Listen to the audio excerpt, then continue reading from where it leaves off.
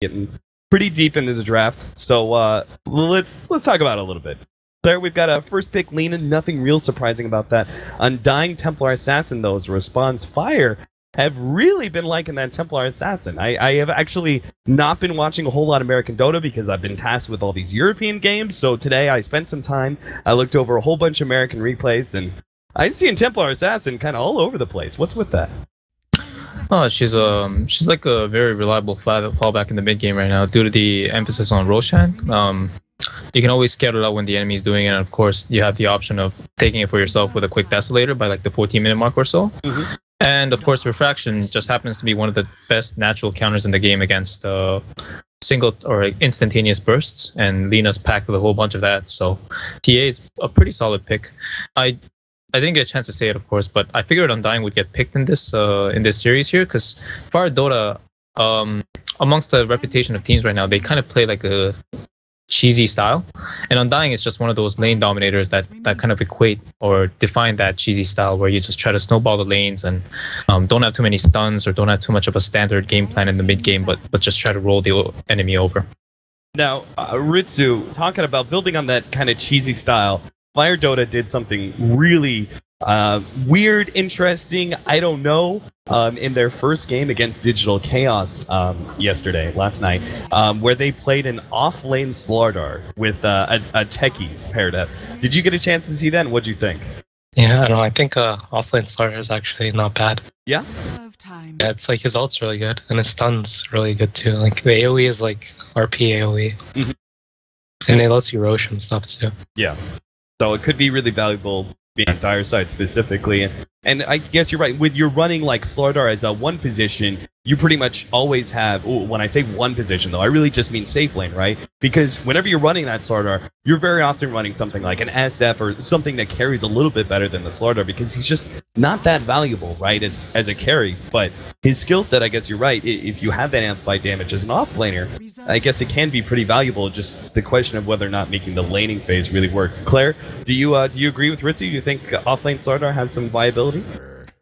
Actually, I wanted to play for some time for my team as well. Unfortunately, it can't be the case right now anymore. But the hero's definitely viable. I think right now, like ever since last patch, what happened is these strength heroes, they have like no mana costs. With Slardar, Sprint used to have a mana cost, and I believe it was like shorter durations or longer cooldowns, that kind of thing. Now it's like a flat 20-second uptime and then 8-second downtime because of the cooldown. So you're basically moving throughout the majority of the game at like 522 ms, like haste movement speed. Yeah. And as Ritsu mentioned, that stun is it's almost instantaneous, and it does physical damage, which is also a plus, considering that his whole kit offers a burst to physical damage, like his amplified damage also, if you can get it by before the stun. But more importantly, it's so spammable. I think like at max is like 9 or 8-second cooldown. It's just really good. All right, Darks, you're now picked up for compLexity. We also saw a number of bans. The Clinks was a notable one. compLexity actually picking up quite a bit. I feel like it really fits his playstyle. That kind of sort of solo split pusher. I feel like he's best run when his for me, when I look at him, I just think Nagasarm, like the carry Nagasarm, which we don't see anymore in this patch, but I remember him used to run all the time. And I really felt like that kind of play style is really what fits him best. compLexity as a whole have actually felt like they've been bringing a lot of discipline.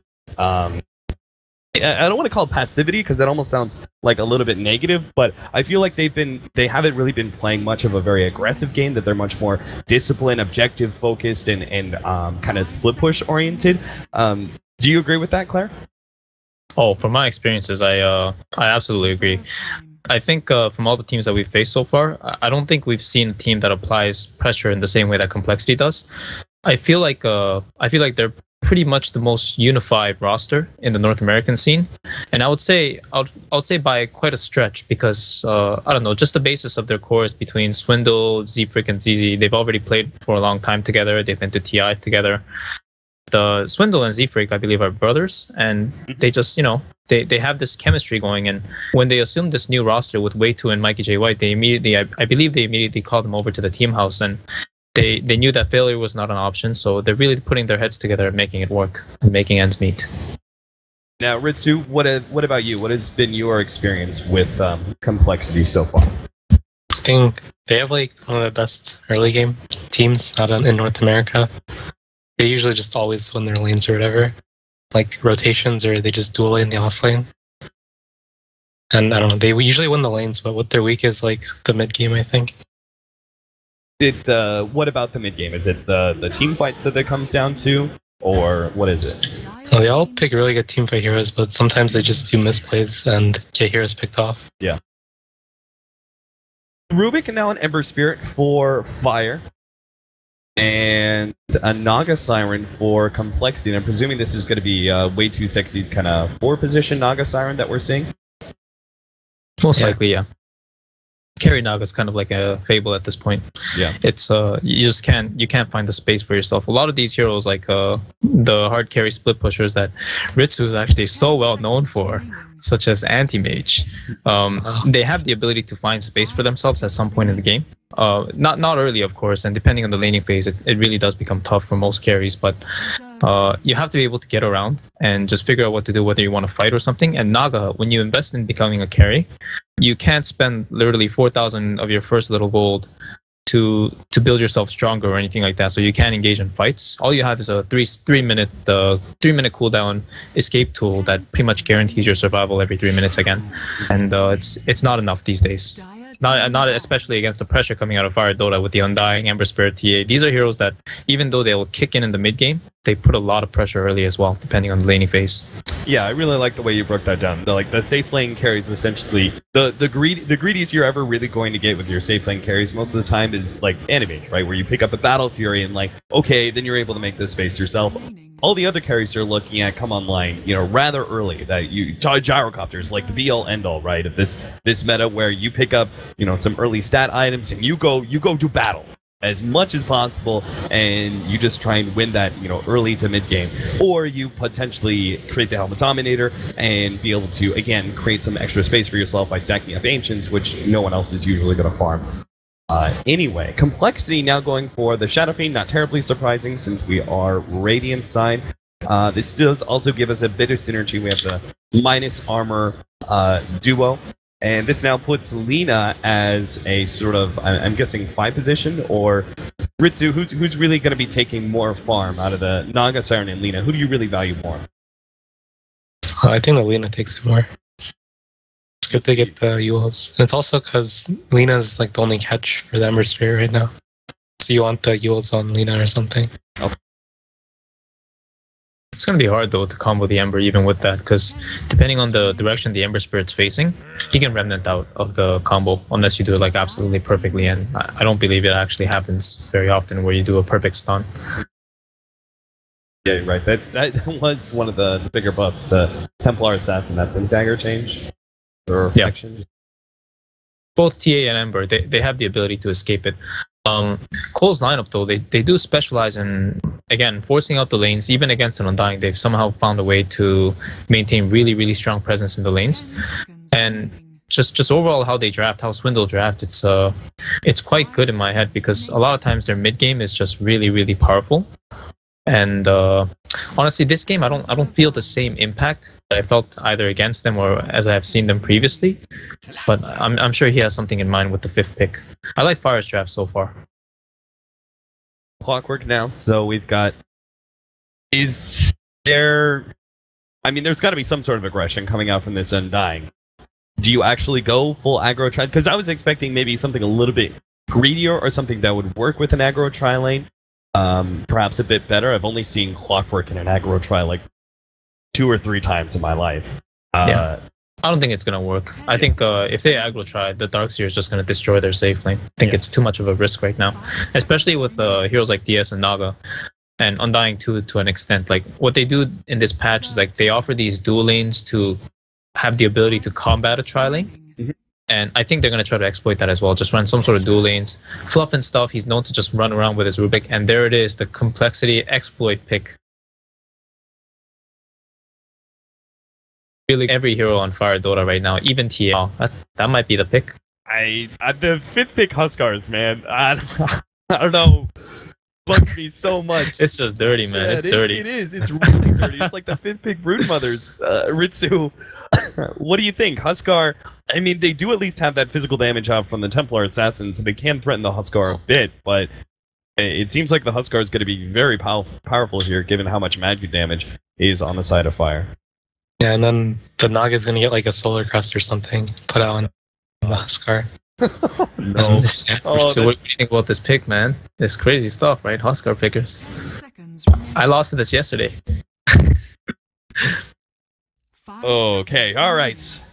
So, should be just defensive tri-lane on both sides then. I actually want to go back to the Undying. Claire, do you really think that that the Undying picked up so early is actually valuable if you're not running something aggressive?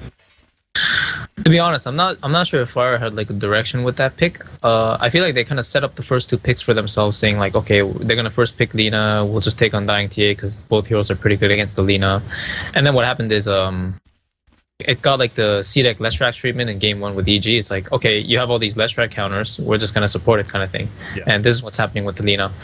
I don't know if it's a great support this game personally, but again, Huskar and Darkseer in their lanes will remedy all these problems they have. And if the SF gets farmed, which he will probably with a Naga just stacking the woods, it's going to be pretty strong against the Undying overall. I'm not too sure what objective this Undying has, but yesterday I kind of doubted the pick as well, and it worked out for them, so we'll have to see how it pans out. 30 seconds to Alright, so it looks like you're right. Way 2 is going to be playing the Lina, by the way, so much likely we're going to have a 4-position Lina.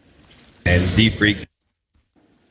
It's your plan of Naga Siren in the early game. What really do you look for objectively as a support? What is your job for the first 10 minutes? I think he's going to be top. He's just going to try to mess with the tri-lane and protect Darkseer. That's been quite popular, running dual lanes with the Darkseer. And we're going to see a bit of this fight, though. Yeah, they are going to be a nice stun out from Way 2. We're going to try to lead this one. The Darkseer with the Iron Shell. Oh, man, he got him. Up on the cliff, though. Z-Freak is stuck up there, and he's just going to be left to the mercy of, I'm presuming, Fluff, who's going to slowly right-click him down. It's been a while since I've seen that, actually. I still don't know which part you can do it on, which part you can. It's just something that you have to practice, I think. But the nice thing for Fire out of this exchange is that Swindle has to commit like 3 raises, so he only has mana for 1 raise. But Way 2 has realized that, and he's coming in for some assistance to give Swindle an easier time. So our middle lane is going to be, Susie's going to be playing the Templar Assassin, also known as 747, who's going to be up against Swindle's Shadow Fiend. Now, I've heard Blitz talk about this matchup a number of times. I know, Ritsu, you actually practice a lot with Blitz in 1v1s. The TA versus SF, what really goes on here? What's the defining motive for each side? I think SF wins, though. Yeah. It's just, the raises are really strong. You can take off his refraction. It's only like 3 charges, level 1. You just hit him. But TA is like Ancients to fall back on, but SF also has jungle stacks. And most Shadow Fiends go for the Ancient killing build, or whatever, like the HOD. They also can farm Ancients. Should have probably a bit of a standoff here. I'd be very surprised if we saw a kill one way or the other in the middle lane. Meanwhile, we've got a lot more aggression there at the bottom lane. The Undying Whitebeard is trying to create a lot of space for Mu to play aggressively, but it is going to be up against a Huskar. So you can't really go into that too hard, that's for sure. Did you see what happened with Radiant's Courier? MJW like bought a TP scroll for Z-Freak, but they were just like too scared to bring it there because the Rubik was waiting for it. Yeah. Poor Z-Freak. I'm a little bit surprised that they haven't tried to go, like, by now, trying to go for the first blood by putting some vision up there and just right-click him down, but I guess if you can keep him here for the first 3 minutes, it's pretty valuable. Oh, is Huskar in trouble here? Bottom lane, they're going to be able to bring him low naturally just by right-clicking him down. And oh my god, he's actually stuck this up. He's kind of body-blocked him there. And they will be able to pick up their early kill for Clockwork. Rather surprising, but a big pickup.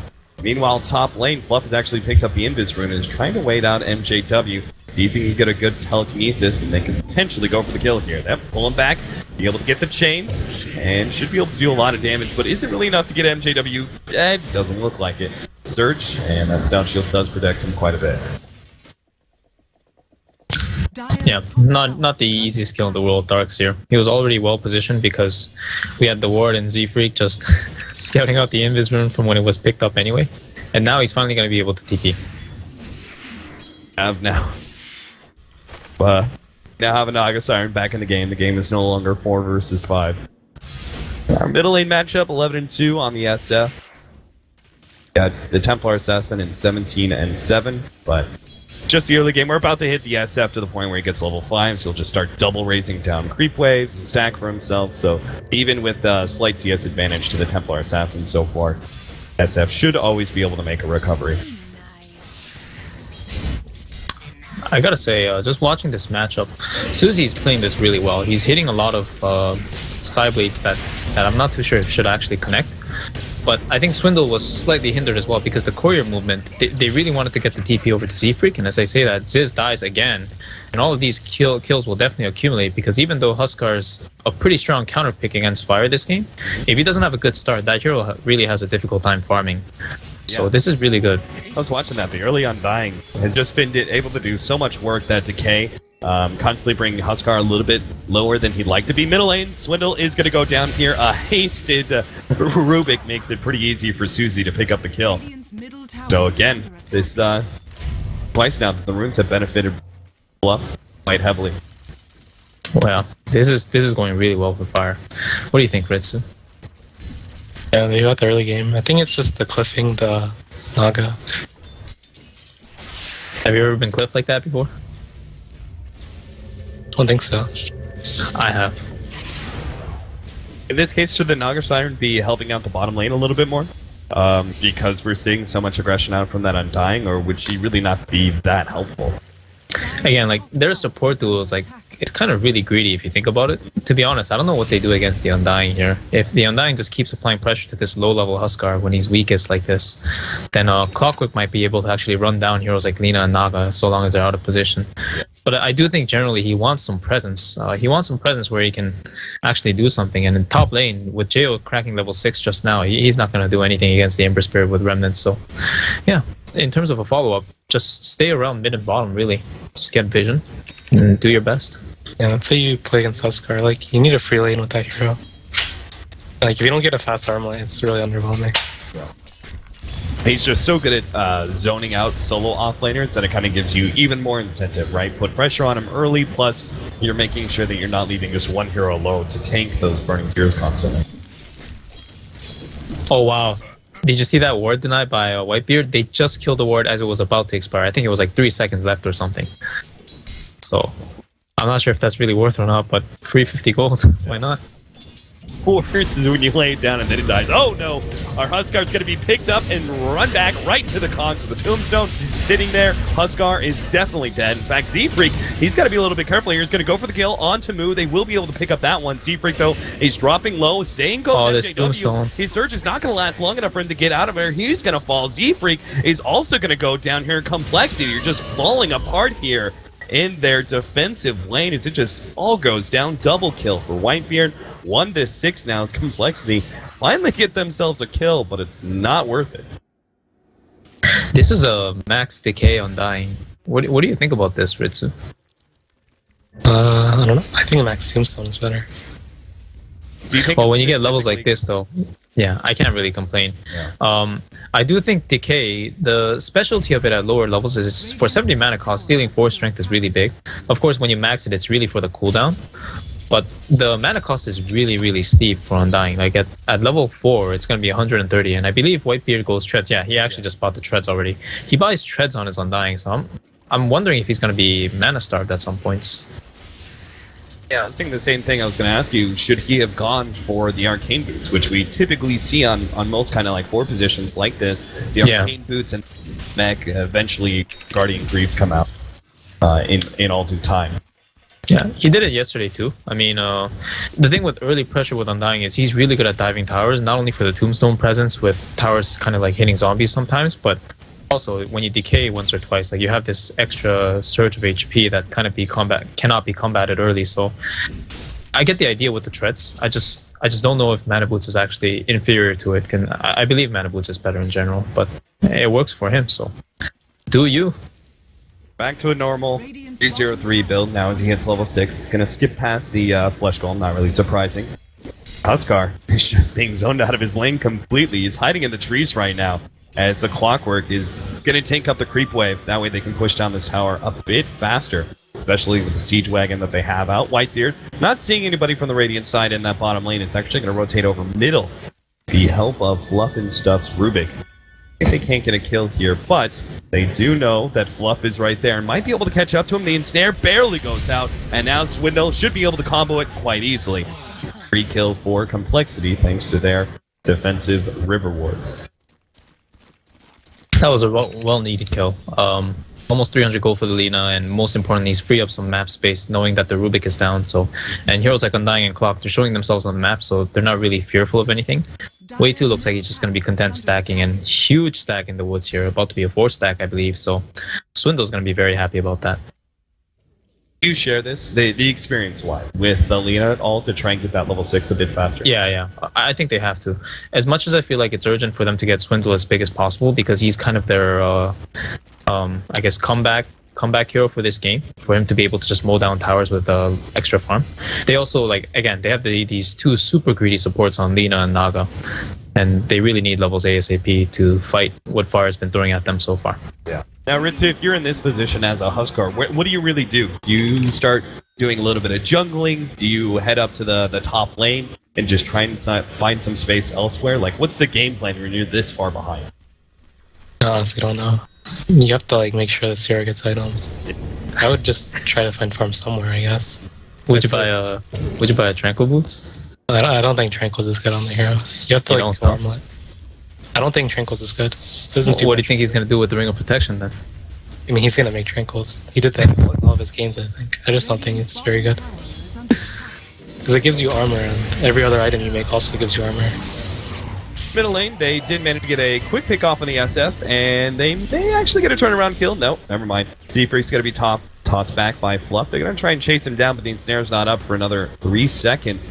Fluff is going to try and juke it around here, but by now he knows he's dead. He's just buying some space. Yeah, it would have been nice if he was able to walk into the neutrals or something, but it's a little too late, a little too slow.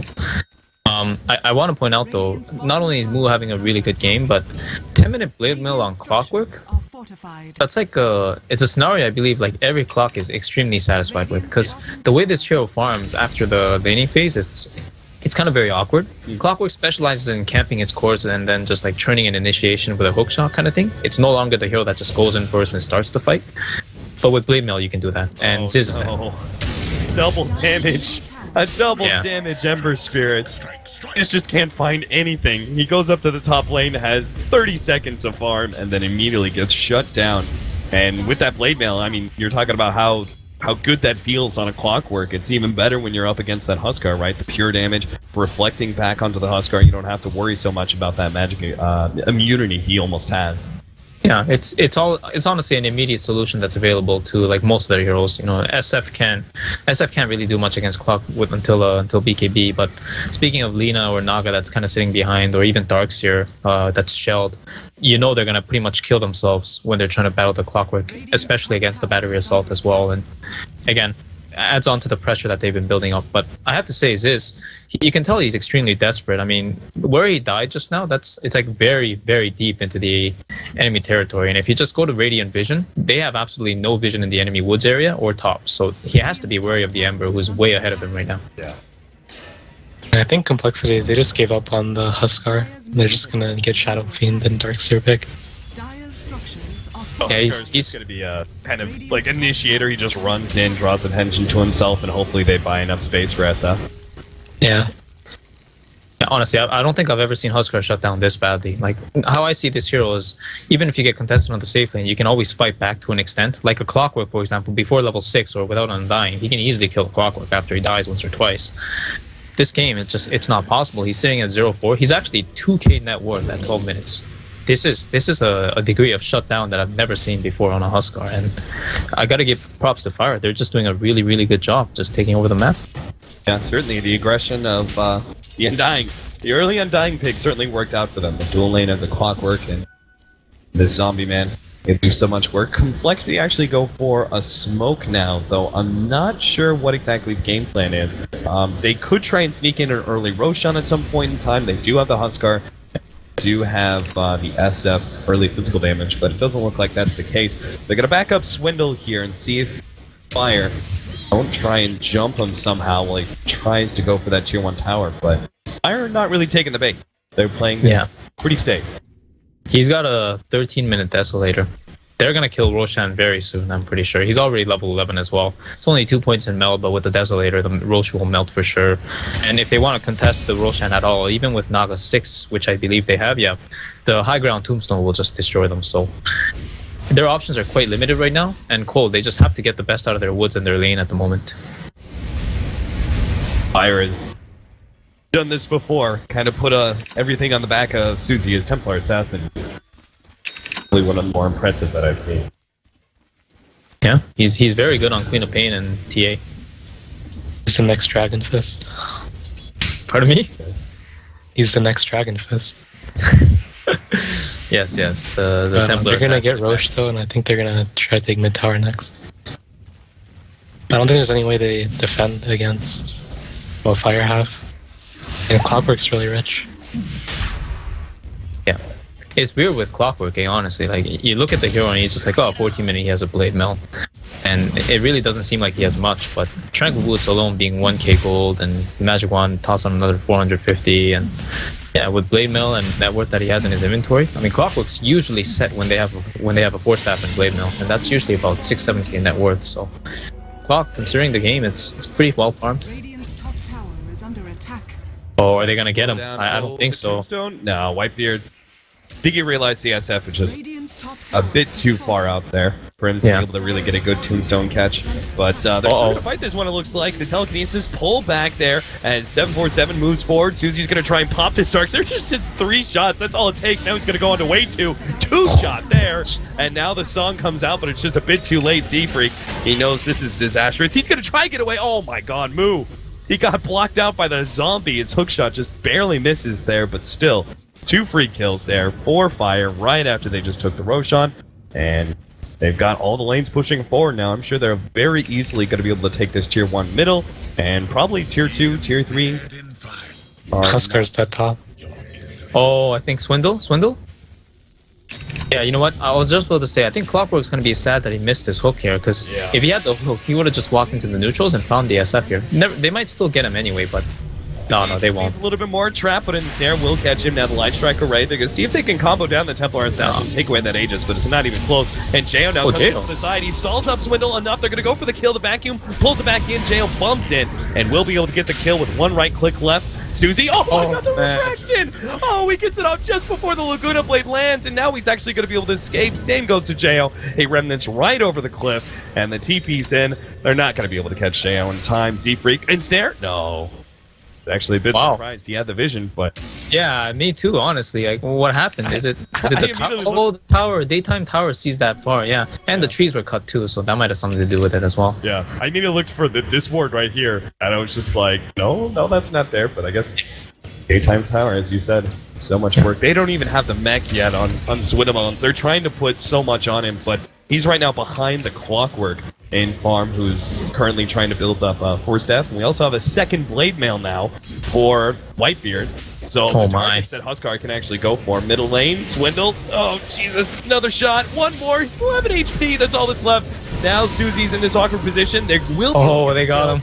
Ryan comes in for the side, will be able to pick him up, and they take away the Aegis, but Way2's not going to be happy with that. It's only an Aegis, and now he's probably going to die for it. Jayo has already stalled up some of these heroes. Light Strike Array will continue to keep him in place, but Susie one-shots the Lina, and they're going to be able to catch Z-Freak as well. Dominating streak for Jayo, and Susie not far behind him. Going to turn for that tier 1 tower now with the Desolator. He's got Blink Dagger and another 1100 gold on top of that. Radiant's middle tower has fallen. Ritsu, what do you make of everything that's happened so far, man? Because I'm really interested in your opinion and your voice. Oh my god. I think Fire just won all their lanes. And it's all because of the Naga getting cliffed, I think.